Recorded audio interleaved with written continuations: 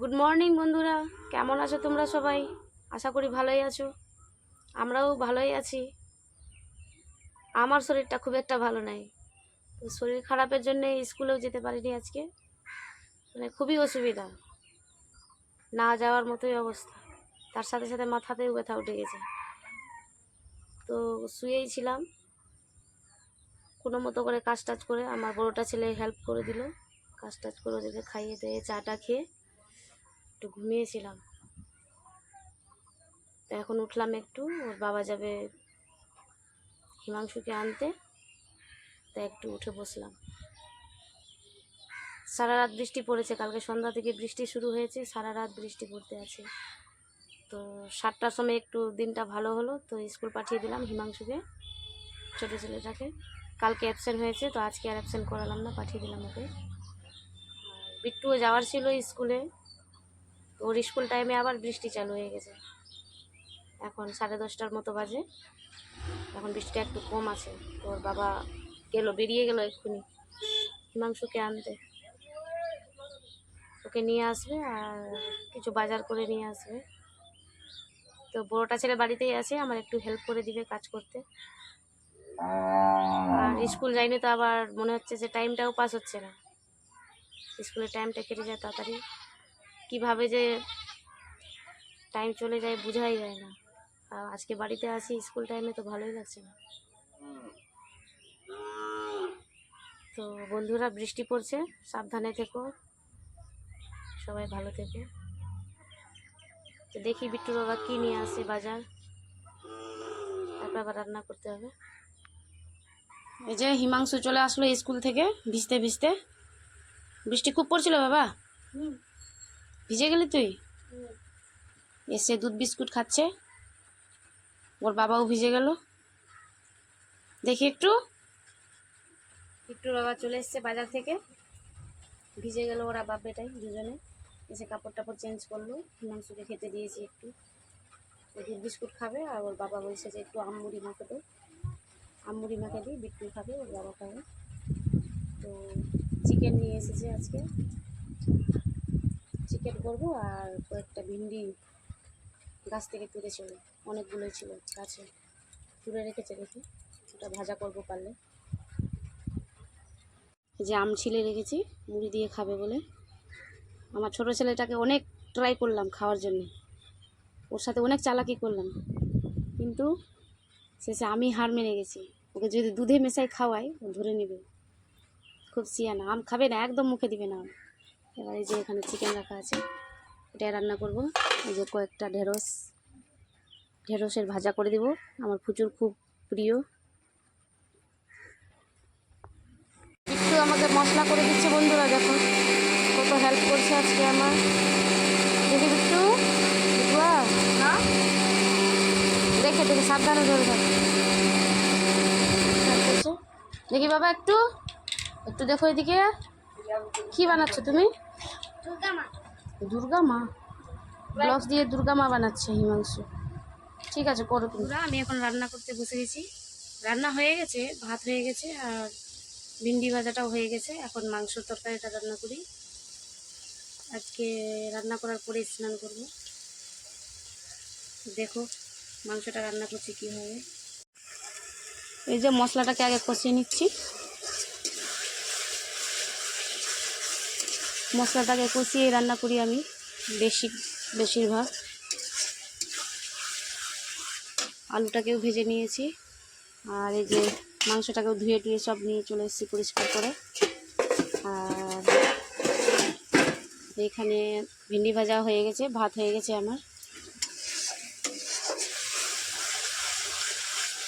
আমার ছেলেটা আমাকে অনেকটাই হেল্প করলো, মশলা টশলা করে দিল, তারপর পেঁয়াজ রসুন সবগুলো ছিলে টিলে দিল।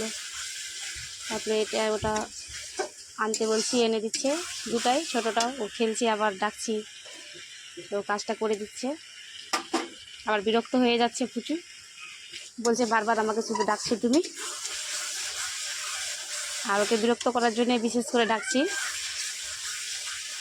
তো ঠিক আছে, রান্নাটা হোক। এই যে মশলাটাকে কষে নিয়ে আর মাংসটা দিয়ে দিয়েছি। এখন একটু করে জল দিয়ে সিদ্ধ করব, কষাবো।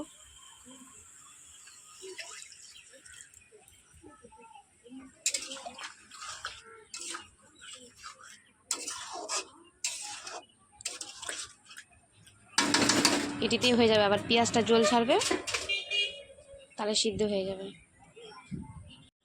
আলুটি দিয়ে দিলাম, এখন আলুটি দিয়ে এখন কষবো। এই যে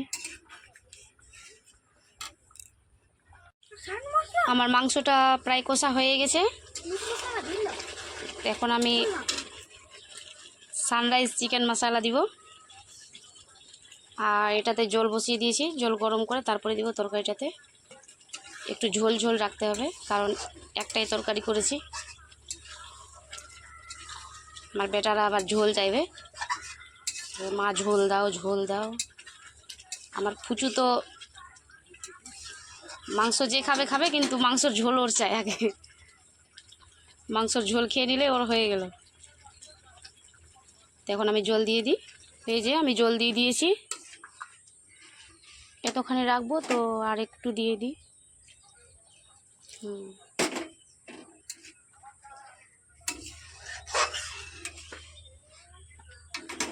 তরকারিটা হোক, তারপরে আমি ততক্ষণে আমি লেবু পেঁয়াজ কেটে নিই আর সব ঝাড়ঝাটা দিয়ে দিই কোনো মতো করে। এই যে ঝোলটা টকবক করে ফুটছে, এখানে হচ্ছে তরকারিটা। আর একটু হোক, তারপর গরম মশলা দিব। না, শেষে দিতে হয়। আমার বেটা বলছে গরম মশলা প্রথমেই দিতে হয়। হোক তরকারিটা প্রায় হয়ে এসেছে।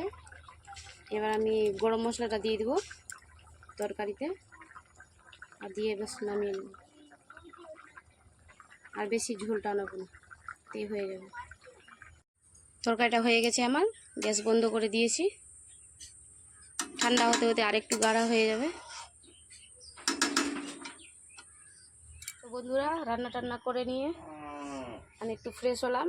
ফ্রেশ বলতে স্নান করা নিষেধ আছে, তো বিট্টুর বাবা আমাকে কোল চাপে দিল। আমি মাথা টাথা ধুয়ে নিলাম, আর উপর মুখ হাত পা সব ধুয়ে নিলাম। স্নানের মতোই একটু প্রবলেম আছে, তাই। আর এমনিতে তো আমি দিনে 2বার করে স্নান করি গরমে, কিছু মজবুরির কারণে স্নানেই বন্ধ। তাই এখন খাবার দাবার দিয়ে দিই ওদেরকে। চলো, এই যে খাবার দিয়ে দিয়েছি। আমার বড় ছেলের জন্য থালা সাজিয়েছি, এটা হ্যাঁ, আমার ছোট ছেলেরও থালা সাজিয়ে দিয়েছি। তো এখন খাবে ওরা, ওদেরকে খাইয়ে তারপরে আমি খাবো। তো বন্ধুরা, খাওয়া দাওয়া আমাদের কমপ্লিট হয়ে গেছে সবারই। বেটারা খেয়ে দিয়ে টিউশন চলে গেছে, ওদেরকে টিউশন পাঠিয়ে দিয়েছি। তারপর আমিও খেয়ে নিয়ে একটু বসলাম। সব গ্যাস ওভেন বাসন টাসন যত কিছু ছিল সব ধুয়ে নিলাম, গ্যাস ওভেন পরিষ্কার করে নিয়েছি। এখানে একটু মুছে নিলাম, বাসন টাসন সব ধুয়ে নিয়েছি, রেখে দিয়েছি। তো এখন একটু যাব ওই বাড়িতে, ওখানে একটু কাজ আছে। তো বন্ধুরা, আমি এই বাড়িতে চলে এসেছি, অনেকক্ষণ আগে এসেছি। তো এসে প্রথমে বিছানা ঝাড়লাম, বিছানাটা ওইরকমই ছিল। সকালে ঘুম থেকে উঠে চলে গেছিলাম সবাই নিজের নিজের কাজে। তারপর আলনার কাপড়গুলো এলোমেলো হয়েছিল, সব গুছালাম। এগুলো করে নিয়ে একটু ঘুমিয়েছিলাম। তারপর একটু পরে আমার ছেলে চলে আসলো, ফুচু, টিউশন থেকে। বিট্টু ওখানে আছে, ওর বাবার কাছে আছে দোকানে। এই আমার কাছে এসে একটু মোবাইল খেলছে। আর এখন সন্ধ্যা হয়ে গেছে প্রায়। তো বন্ধুরা, আজকের ভিডিওটা আমি এখানেই শেষ করছি, কেন যে শরীর ভালো নাই। তো এই পর্যন্ত আজকের ভিডিও। তোমরা সবাই ভালো থেকো, সুস্থ থেকো, এবং ভালো লাগলে একটা লাইক করো। ওকে, বাই।